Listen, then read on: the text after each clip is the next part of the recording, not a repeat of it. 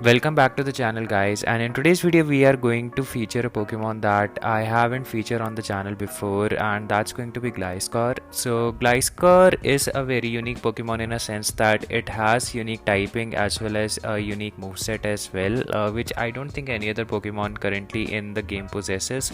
So yeah, it's going to make for an interesting battle. Plus, I personally like Gliscor from the anime, so it's kind of it's kind of an interesting one. So before we start with the battles, if you are new to the channel and if you like our content, don't forget to hit the like and subscribe button.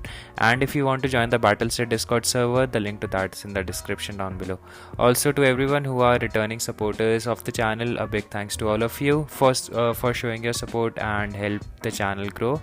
So without further delays, let's start with the battles and see how the battle goes. So picking up a positive lead in the form of this Unovan Stunfisk, because there is nothing this thing can throw which will be doing even neutral damage and the opponent quits. Maybe their entire team was weak to Gliscor, but yeah, that was a very dominating matchup, and straight from the dominating matchup into the worst possible matchup of Gliscor in the form of the Froslass. So in comes their Azumarill. So looks like we are getting straight countered right all the way. So let's see how we would like to play up against this. They shield the return as well, so this is turning out to be a disaster now. So I let go of this one because I could potentially come in with Nidoqueen and look to completely farm down this Azumarill, and I am counting the fast move, so I probably will not risk getting hit with another ice beam because that's going to do massive amount of damage onto the Nidoqueen. So I am able to completely farm down, and that was like very close. So let's see what they come back in with.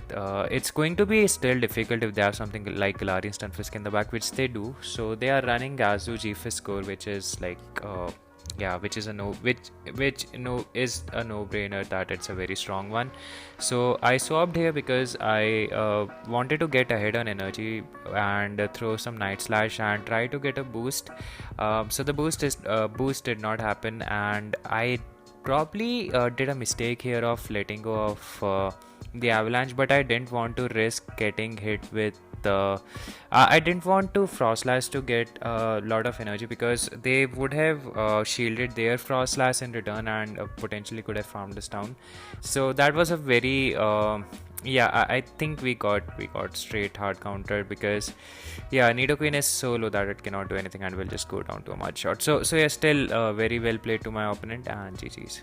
Moving on to the next one, picking up a positive lead because if they are running Rock Slide Thunderbolt, that was a very good matchup, but they eventually swap out into Azumarill. So let's see how I would like to play this one out. So going for this Poison Fang straight away, not caring about the charge move timing at this point because I wanted to I wanted to get their debuff as soon as possible. And here, as I said, that I typically count, so here I was sure that they did not get to a charge move, and managing to on the first one it was really not landing Nidoqueen on Azumarill, but nevertheless we were able to farm down with it. So in comes the defense from Deoxys, which will take a lot of damage from the Poison Fangs, and at this point I'm okay with letting go if it's a Psycho Boost because that would have lowered their attack, and turns out it was a Rock Slide. So this is still good for us because we can now farm this defense from Deoxys down completely with the Fury Cutters. Fury Cutter doesn't do a lot of damage, but it generates those charge move very quickly, and in comes Ferrothorn, and at this point of time the game is pretty much wrapped up because everything they throw at us would be resisted, and on to top it off we get the boost as well.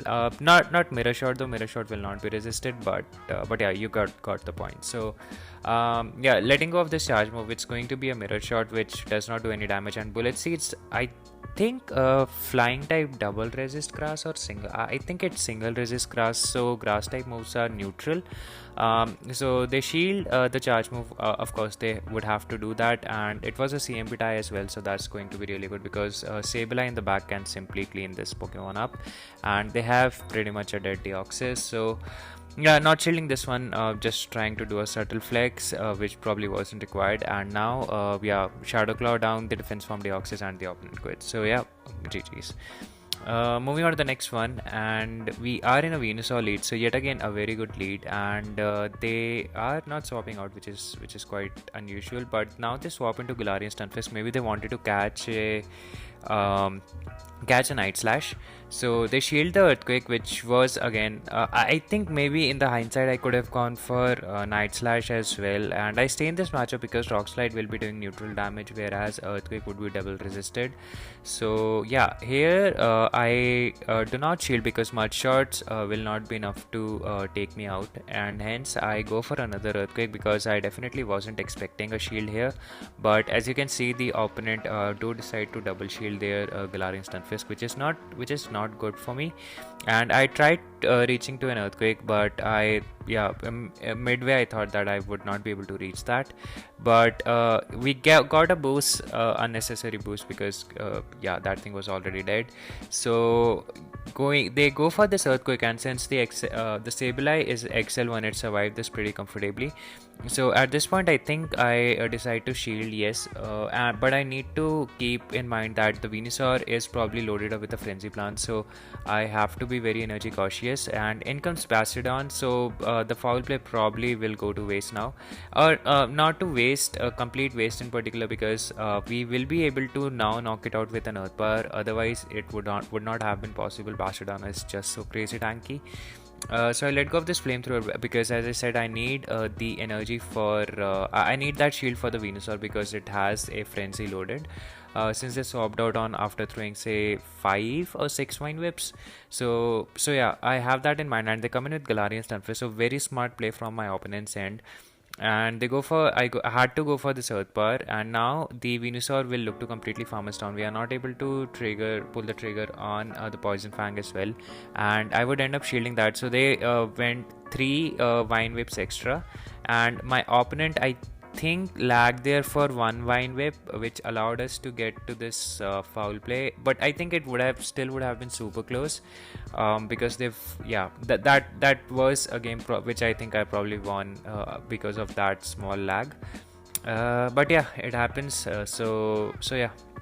Moving on to the next one, and we are in a Galvantula lead. So again, a very good lead, and I did a huge misplay here of going for the Earthquake, because I realistically I could have simply gone for a Night Slash, but yeah, the lunge will do neutral damage, sorry, resisted damage. So Gliscor can take 2 lunges, and still I will be able to get to a charge move. Let's see. The opponent swaps into Azumarill, so they were trying to catch a Night Slash, and this is a positive matchup now.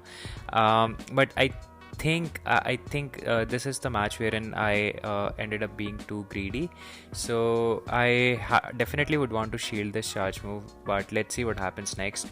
And this no, I think that's not this one. So we will be able to completely farm down the Azumarill, so this is quite good because Galvantula basically cannot do anything to the Nidoqueen here. So going for this Poison Fang, and Poison Fang will grab the shield. So I'm surprised. Maybe they have something weak to Nidoqueen in the back, but they already did take out their Azumarill, so I'm not really sure what else could be there that is weak to Nidoqueen in the back. So I undercharge there just to see what Pokemon they have, and it ends up being a Medicham.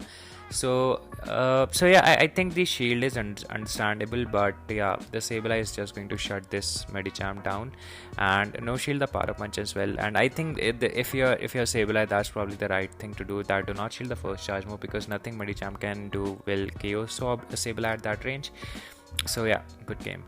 Moving on to the next one, and picking up a neutral lead, the Night Slash will be doing super effective damage, but Gengar hits really hard. So here I'm straight away going for Night Slash, and let's see how the opponent would like to play this out. So they shield the Night Slash straight away, and I'm calling the bait here because even if it's a Shadow Ball, we will be able to come in with Sableye and look to Shadow Claw down. So they have doubled up on the charge move, and since I was already at a Night Slash, I decided to shield this, and I farm some extra energy and go for this Night Slash just in case they decide to let go of the Gengar. So yeah, Gengar double shields to my surprise, and they swap into Azumarill. So here this is the game where I make a mistake. I plan as usual, like straight away go for the Poison Fang, but I was counting the energy at this point, but I got really greedy, and you'll see what happens. So 1 bubble, 2, 3, 4, 5, and I just missed out on clicking on the Poison Fang. I was pushing to the very extreme, and that probably ended up will costing me the match, because let's see what they have in the back. So in comes Galarian Stunfisk, so again Azu Gliscor, and I think this team really do well up against the Azu Gliscor, because Gfisk, because Azu both Sableye, I mean all the three Pokemon can really do some damage, because Sableye and Nidoqueen can really take on Azu in certain shield situation, and Galarian Stunfisk, Gliscor just simply handles it too well. So this team does really well up against those, and as you can see, if I was just that was just a matter of throwing that Poison Fang, and I think the game would have been outcome would have been very different. So yeah, that's probably a piece of advice, that don't get too greedy, and what if you're unsure about something, I would suggest that just throw on -1 at a -1 attack. It will just cost you 1 fast move, but at least you will not risk the health of an entire Pokemon. So yeah, regardless it is what it is, you win some, you lose some. And if you did enjoy watching this video, don't forget to hit the like and subscribe button. Until next time, peace.